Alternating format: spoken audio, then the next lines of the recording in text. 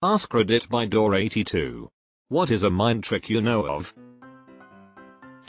The more you listen and just ask small, simple questions, the more people talk. This is a great trick for getting people to trust you. Of course, it comes with the caveat that you don't go around talking about people to other people. Also, being able to withstand silence mid-conversation. Most people are terrified of long silences and will talk about whatever just to not have to deal with it. Don't say sorry where a thank you will do. Sorry your food took so long becomes thanks for waiting. Sorry I've been such a downer lately become thank you for being there for me.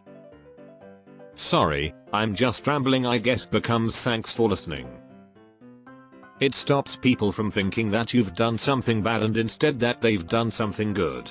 And as an additional bonus, when you do need to apologize for something that is genuinely your fault, it makes it seem all the more heartfelt. It helps enormously in work emails. Thanks for letting me know, bringing it to my attention. Noticing this goes a long way in acknowledging a mistake but also remaining professional. Illusion of choice. Don't tell kids to put on their shoes. Treat it as a foregone conclusion that they're going to put on their shoes and give them a more narrow choice. Do you wanna wear your red or your blue shoes? Removes the I don't wanna put on my shoes option completely. Helps if you can say it in a way that makes it seem exciting for them to get to choose as well. Only really works on kids and voters OS. My wife would pick 2 outfits for my stepdaughter who insisted on choosing the craziest outfits for herself. My wife would say this outfit or this outfit? A follow-up is right now you have a choice. If you don't make it I will choose for you. As a teacher, this works in case of refusal to do a certain task. A lot of the suggestions here are about how to trick other people's minds, so here's one for yourself. The might as well method. Whenever you see a task that needs done, like picking up your clothes from the floor, you might think to yourself that you should do it, but then get lazy about it. Get in the habit of telling yourself might as well do it now. It's a low pressure way to motivate yourself to get things done. Start with small tasks and it will naturally build up, leading you to a healthier lifestyle. Similar, if you've got a larger task that needs to be done, tell yourself I'll just work on it for 5 minutes. It's a lower commitment, and after 5 minutes you're usually motivated to keep working on it.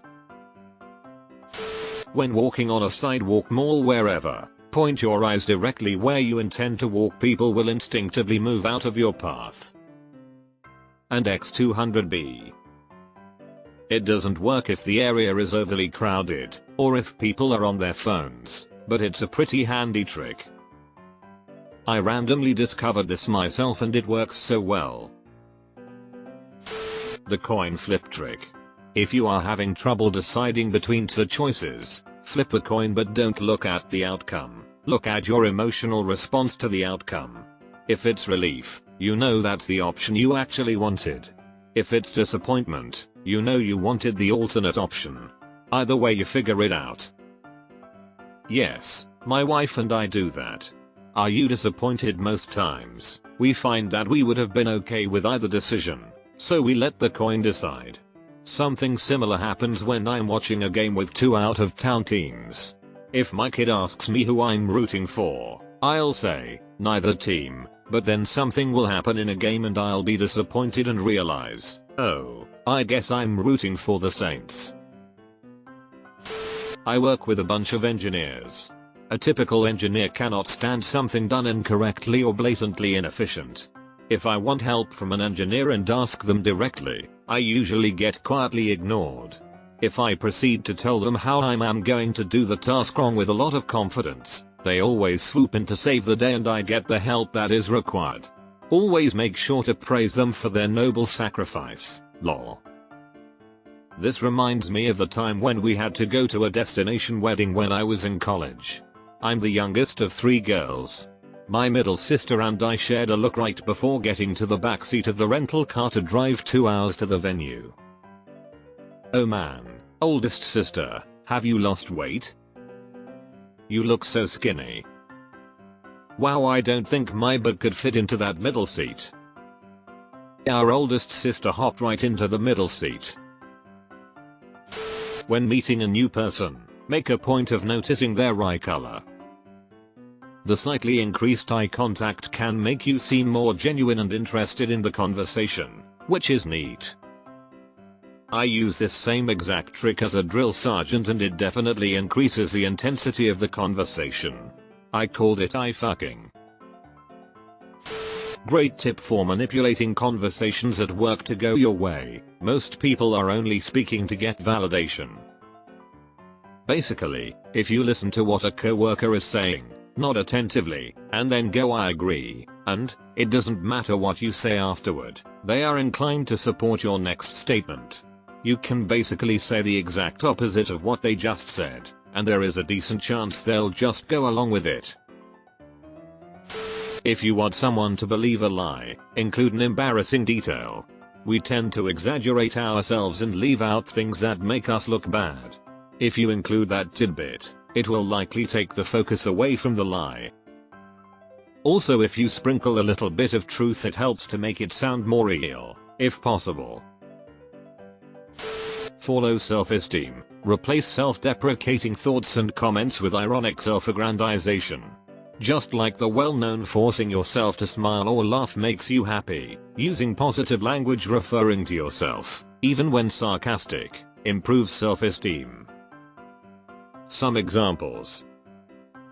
Instead of "I'm such a klutz," try "Wow, that was so graceful." Instead of "I'm so stupid for not realizing that," try "I'm such a genius for figuring that out after only 30 years. Instead of "I'm huff so huff out huff of huff shape," try "not huff even huff breaking huff a sweat huff huff huff." The top comments are basically the people I try to avoid running into. I cackled LMAO. The mind palace is a real thing, also called the method of loci. Basically, you imagine a place you like to be, and make each room assigned to different categories of knowledge. You can remember stuff insanely well if you can do this, and won't have to study for tests. God, I wish I hadn't aphantasia. Ask someone a personal question right before starting rock paper scissors and then choose scissors. They almost always choose paper when caught off guard. If you want a correct answer to a question, post an incorrect assertion on Reddit. Always works. People love correcting wrong answers. It's called Goldberg's rule. I started promising objects that I'd do whatever task I have to get done to trick myself into doing it with a social contact X. I promise my computer that I'm going to do this thing, and if I don't, my computer will be sad I didn't do it, lol. Something that works at my job. Maintaining eye contact with the person with the most power in the room while they are speaking. They start to depend on me to be the one to listen and instinctively look at me when giving direction. Because of this, the other leaders in the room come to me for advice. I am pretty low on the totem pole but still work with VPC level items for a multi-billion-dollar company. Looking for a promotion soon. Nods and smiles, name repetition and personality mirroring. Andy? If your head is stuffed up to the point of not being able to breathe through your nose. Deep breath, exhale, hold your breath as long as you can while alternatively looking up for 3-5 seconds followed by looking down for 3-5 seconds. Once you take in another breath, you can breathe through your nose. You trick your brain into thinking you are having trouble breathing and it opens your airways. Scuba trick. Great for an neti pot when your head is clogged.